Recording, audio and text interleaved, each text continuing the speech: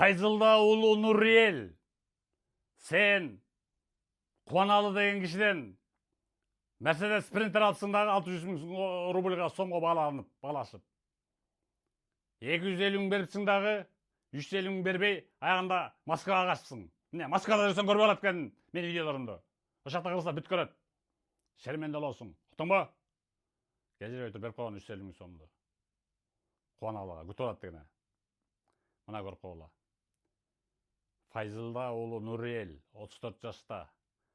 Чүй областынан болот паспорту. А сен Нуриэл жөн кежирбей туруп берип кой, уктуңбу? Акчаны алып качпай. Болбосо могу видео күндөнгө көбөйөт просмотр. Шермендолосуң. Уктуңбу? Алынбайт пока кутулмайын сен. 150 000 сомду или рубльди берип кутул, уктуңбу? Мына көрүп кал ошол Нуриэлди.